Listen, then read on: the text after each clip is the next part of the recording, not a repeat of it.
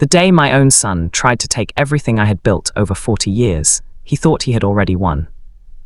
He stood on my porch, smiling, holding a small piece of paper that he believed would end my entire life's work. Behind him stretched the land where I had spent decades sweating under the sun, fixing fences in winter storms, and building a future for my family. But what he didn't know that morning was this. The truth about that ranch, the papers he signed, and the choice he was about to make would change both of our lives forever.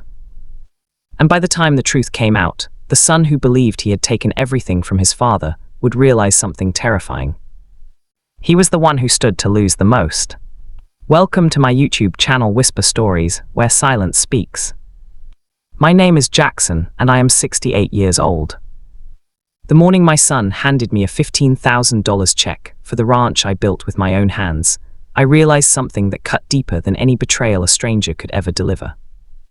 It wasn't the money that hurt. It was the way he smiled while doing it. At 68, a man believes he has already survived the hardest storms life could throw at him. You think the years of struggle are behind you. You imagine the sacrifices you made for your family will someday be understood, maybe even appreciated. But sometimes the people you sacrifice the most for become the very ones who forget what those sacrifices meant. I learned that lesson on a quiet Tuesday morning, and it nearly broke my heart. The ranch had been part of my life for over 40 years. 40 years of sweat, dirt, and stubborn determination. When I first bought that land, it was nothing but dry soil, crooked fences, and an old barn that leaned like it might collapse during the first strong wind. Most people would have seen a lost cause. But I saw a future. Back then I was only 28 years old, newly married to the love of my life, Margaret. She believed in me when no one else did. When I told her I wanted to build a ranch that would one day support our family, she didn't laugh or doubt me. She simply squeezed my hand and said, "Then let's build it together." And we did. Those early years were hard. Some winters were so cold that the pipes froze inside the house. Some summers were so dry that the cattle struggled to find grass. But Margaret and I never gave up. We worked side by side from sunrise to sunset. When our son Ethan was born, the ranch became more than land. It became our legacy. I remember holding him as a baby while standing near the old oak tree in the pasture. I remember telling Margaret, half joking and half proud, "One day this will all belong to him." She smiled and said, "Just make sure he understands what it took to build it." I thought he would. But life doesn't always unfold the way we imagine. Margaret passed away 12 years ago. Cancer. The word still feels heavy even now. For months after she died, the ranch felt painfully quiet. Every corner of the house reminded me of her. Her coffee mug still sat on the kitchen shelf. Her gardening gloves were still hanging near the back door. I couldn't bring myself to move them. Ethan was already living in the city by then.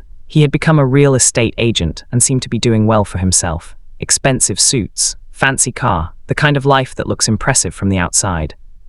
He visited less and less each year. At first I told myself he was just busy. Young people build their own lives, that's natural. But somewhere along the way, the distance between us grew into something I didn't quite understand. Still, he was my son. And no matter how rarely he visited, the ranch was always waiting for him. About 6 months ago, Ethan suddenly started calling more often. At first I was happy. He asked about my health, asked how the cattle were doing, asked about the land. One evening he said, "Dad, you're getting older. Running a ranch alone isn't easy." I laughed and told him I was still strong enough to wrestle a stubborn fence post. But he sounded serious. "I just worry about you," he said. Those words meant a lot to me. Maybe I thought he was finally starting to care about the things that mattered. Maybe he was remembering where he came from. A few weeks later, he showed up unexpectedly. He stepped out of a sleek black SUV, wearing a tailored suit that probably cost more than my truck. But he smiled when he saw me. For a moment, I saw the little boy who used to chase chickens in the yard. We sat on the porch together. The sun was setting across the pasture, turning the grass golden. Ethan leaned back in his chair and said, "Dad, this land is worth a fortune now." I shrugged. I had heard that before. The nearby town had been growing for years. Developers had started buying land around the area, but selling had never interested me. The ranch wasn't just property. It was my life. Ethan continued. "I've been talking to some investors. They're offering over $4 million for this place." $4 million? The number hung in the air like something unreal. I shook my head slowly. "This land isn't for sale." He looked surprised. "Dad, think about it. You could retire comfortably, move somewhere nicer. You wouldn't have to work anymore." I smiled. "Son, I retired the day I started working here. This place isn't work, it's home." He didn't argue after that. At least not that day. The following weeks were peaceful again. I believed the conversation had ended. I was wrong. 3 months later, Ethan arrived early one morning. He walked toward the porch with a strange confidence. Almost excitement. "Dad," he said, "I've got good news." He pulled a piece of paper from his jacket pocket and handed it to me. It was a check. $15,000. I stared at it, confused. "What's this?" Ethan smiled. "It's for you." "For what?" He took a breath like he was explaining something simple. "I sold the ranch, Dad." For a moment, I thought I had misheard him. "You did what?" "I finalized the deal last week. The developers paid $4 million. After taxes and expenses, there's plenty left. This $15,000 should help you settle somewhere comfortable." The world around me went silent. I looked out across the land. The barn, the pastures, the old oak tree where I once held him as a baby. "You sold it," I repeated quietly. "Dad, I had power of attorney. You signed those documents 2 years ago when you had that surgery. Remember?" I did remember. But I had trusted him.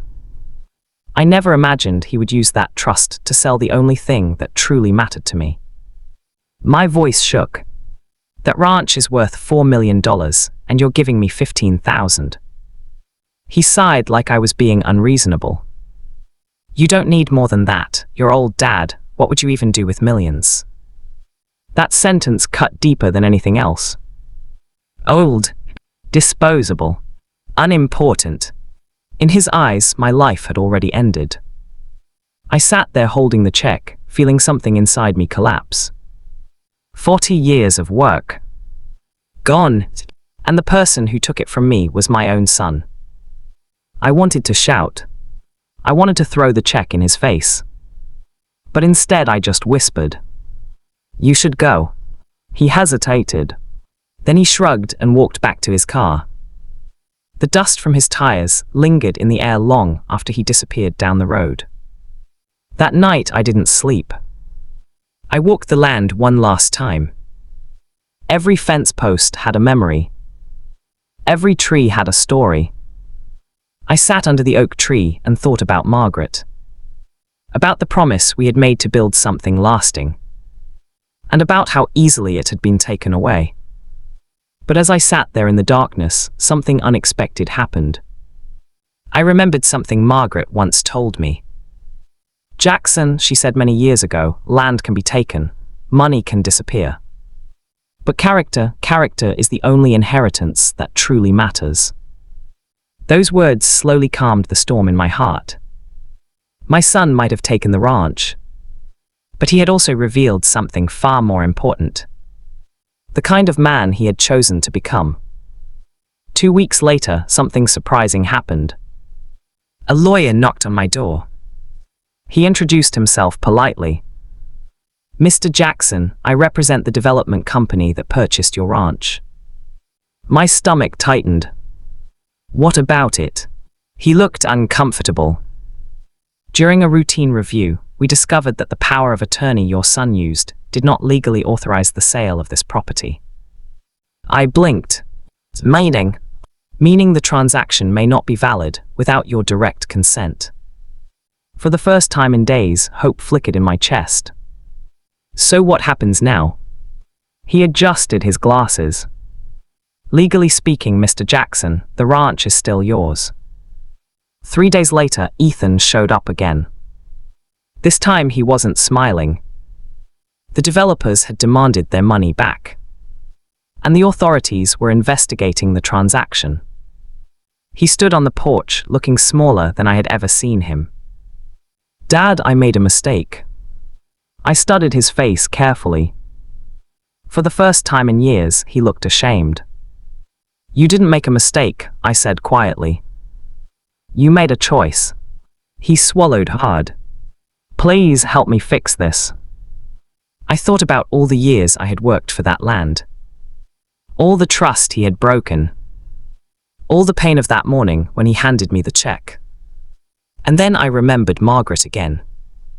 Character is the only inheritance that truly matters. So I took a slow breath and said, "I'll help you fix it, but not for the ranch." He looked confused. "Then why?" I met his eyes. "Because you're still my son, and if I let bitterness destroy what little family I have left, then I lose something far more valuable than land." Tears filled his eyes. Something inside him finally cracked. The legal process took months.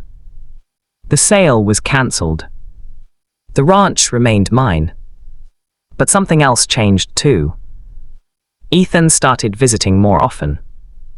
Not with suits and business plans, but with work gloves. Sometimes we fixed fences together. Sometimes we simply sat on the porch watching the sunset. We didn't talk much about the past. But slowly, the silence between us began to heal. Today I am still Jackson, 68 years old, and I still wake up every morning to the same ranch I built with my own hands. But the greatest lesson I learned wasn't about land or money. It was about people. Moral of the story: greed can make people forget where they came from, but forgiveness can remind them who they were meant to be.